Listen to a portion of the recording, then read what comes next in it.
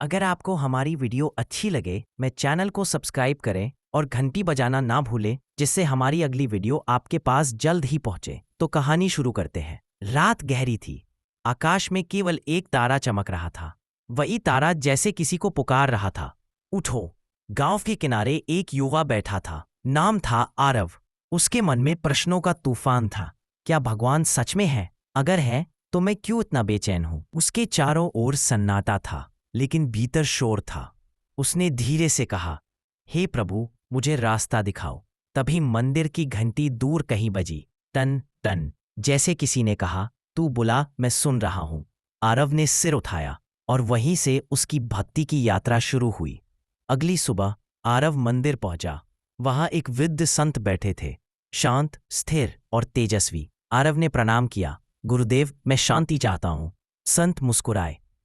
भीतर है। भक्ति वह दीपक है जो आत्मा के अंधकार को जलाता है, पर उसे जलाने से पहले अहंकार की बाती जलानी पड़ती है। करो। आरव ने मंदिर की सफाई शुरू की। गर्मी थी, पसीना बह रहा था, लेकिन दिल में आनंद था। हर झाड़ू के साथ जैसे उसका मन भी साफ हो रहा था। कुछ लोग हंसे, राजा का बेटा झाड़ू लगा रहा है, पर वह मुस्कुराया। मुझे ईश्वर के द्वार को साफ करने का सौभाग्य मिला है। एक बूढ़ी माँ आई। बेटा, ये लो जल। आरव ने उनके पैर छुए। आपकी कृपा से ही यह संभव है। संत ने दूर से देखा और कहा, अब सही दिशा मिल गई है। एक दिन मंदिर में धन का दान आया। सब लोग उसे बांटने लगे। आरव के मन में हल्की इच्छा उठी, अगर मैं कुछ अपने लिए रख लूं तो। तभी भीतर से आवाज आई, भक्ति का मार्ग इच्छा का नहीं, समर्पण का है।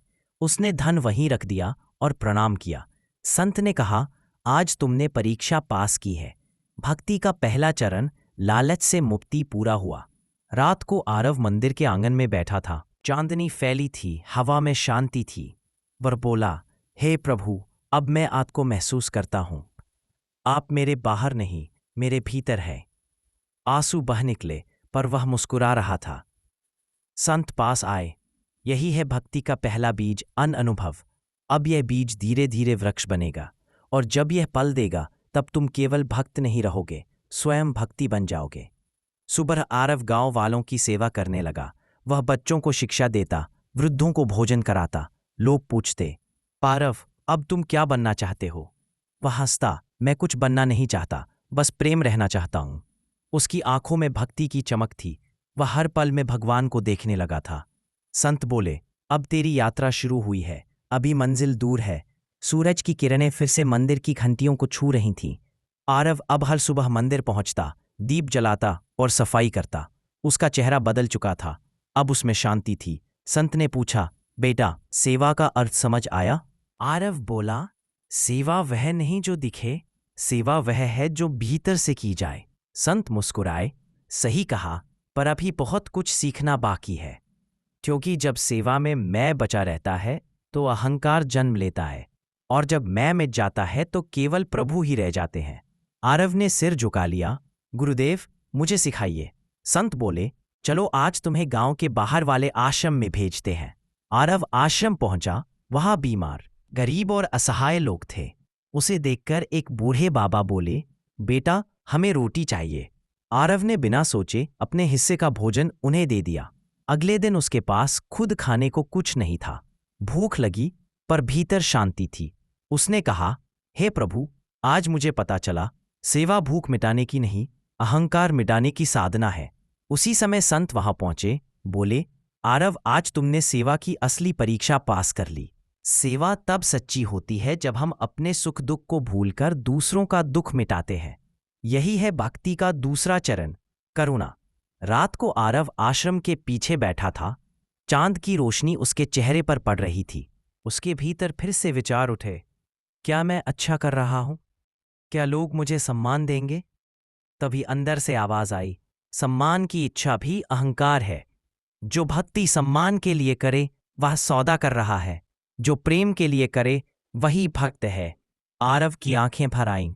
हे प्रभु, मुझे स्वयं से जीतने की शक्ति दो। वह जमीन पर झुक गया और बोला, अब मैं कुछ नहीं, आप ही सब कुछ।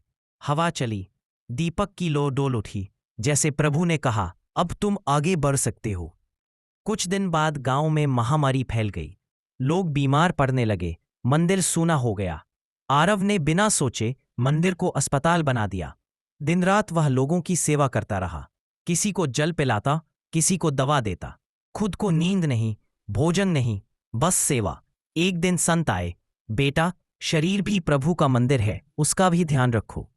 आरव बोला, गुरुदेव, जब तक मेरे आसपास दुख है मैं आराम कैसे करूं? संत बोले, जब यह भावना आ जाए समझो अहंकार अब पूरी तरह पिघल गया है। अब तुम केवल प्रेम बन गए हो। बीमारी खत्म हुई। गांव में फिर से जीवन लौट आया। लोग मंदिर आए। आरव को, तुम्हारे कारण हम बचे।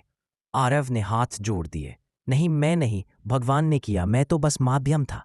संत ने मुस्कुराते हुए कहा, और यही है भक्ति का तीसरा नियम, स्वयं को माध्यम समझो, करता नहीं। जब यह भाव स्थिर हो जाए तब हर कार्य पूजा बन जाता है। आरव ने कहा, अब समझ आया गुरुदेव, भक्ति केवल गीत गाने की नहीं, जीवन जीने की साधना है। संत बोले, अब तुम तैयार हो अगले चरण के लिए। अब तुम्हें जाना होगा पहाड़ों की ओर। वहां तुम्हें अपने भीतर के भय से सामना करना होगा, क्योंकि जब तक भय मिटे नहीं, आत्मा ईश्वर से नहीं मिल सकती। आरव ने प्रणाम किया, जैसी आपकी आज्ञा गुरुदेव, और अगले ही दिन वह यात्रा पर निकल पड़ा, भक्ति की अगली मंजिल की ओर। आरव भोर में निकल पड़ा। गांव पीछे छूट गया। रास्ता ऊबड़ खाबड़ था। दूर दूर तक पहाड़ों की चोटियां दिख रही थीं। वह चल रहा था, अकेला, लेकिन भीतर विश्वास था। हवा तेज थी, पेड़ झूम रहे थे, पर उसका मन स्थिर था। रास्ते में एक बूढ़ा साधु मिला। साधु ने पूछा, कहाँ जा रहे हो बेटा? आरव बोला, मैं सत्य की खोज में हूं, प्रभु से। साधु मुस्कुराया, तो तैयार रहो, अब असली परीक्षा शुरू होने वाली है। भक्ति का मार्ग फूलों से नहीं, कांटों से बना है। आरव आगे बढ़ा। सामने एक सुनहरी घाटी थी। वहां सुंदर महल दिखाई दिया। द्वार पर एक स्त्री खड़ी थी, रूपवती, मुस्कुराती हुई। उसने कहा, युवक, तुम थके हुए हो, भीतर आओ। यहां भोजन भी है, विश्राम भी और सुख भी। आरव कुछ पल रुका, फिर बोला, धन्यवाद, पर मैं सुख नहीं, सत्य की खोज में हूं। स्त्री बोली, सत्य से पहले सुख का आनंद ले लो। आरव ने मुस्कुराकर कहा, सुख अगर मुझे सत्य से दूर करे तो वह बंधन है, आशीर्वाद नहीं। स्त्री का रूप पल भर में धुएं में बदल गया। हवा में आवाज गूंजी, तुमने माया की पहली परीक्षा जीत ली। रात हुई, पहाड़ अंधेरे में डूब गए। अचानक गरजना हुई, बादल गड़गड़ाए। आरव के सामने एक विशाल साया उभरा, भयंकर रूप में। आवाज आई, तू कौन है जो ईश्वर को ढूंढने चला है? क्या तू जानता है कि तेरे भीतर भी अंधकार है? आरव कांप गया, पर बोला, हाँ, मैं जानता हूं, मैं उसी अंधकार को जीतने निकला हूं। साया हंसा, मैं तेरे भीतर का भय हूं। अगर तू मुझसे भागेगा तो कभी ईश्वर तक नहीं पहुंच सकेगा। आरव ने आंखें बंद की, गहरी सांस ली। आओ भाई, मैं भागूंगा नहीं, तुम भी प्रभु की ही देन हो। अगले ही क्षण वह साया विलीन हो गया और चारों ओर प्रकाश फैल गया। कुछ दूर जाकर आरव ने एक तपस्वी को देखा। उसके चारों ओर अनुयायी थे जो उसकी जय जयकार कर रहे थे। तपस्वी बोला, आरव, तू इतना कष्ट क्यों उठा रहा है? ईश्वर की कृपा तो मेरे पास है, मेरे चरणों में झुक जा, सब मिल जाएगा। आरव ने शांत स्वर में कहा, गुरु वही होता है जो मुझे ईश्वर तक पहुंचाए, ना कि खुद को ईश्वर बनाए। भीड़ चुप हो गई। तपस्वी क्रोधित हुआ, तू मुझे चुनौती देता है? आरव ने मुस्कुरा कर कहा, मैं किसी को नहीं चुनौती देता, पर अपनी आत्मा को झुकने नहीं देता। तभी आकाश से आवाज आई, साधक की पहचान यही है जो भीड़ में भी सत्य पर डटा रहे। तपस्वी का रूप बदल गया। वह माया थी, परीक्षा लेने आई थी।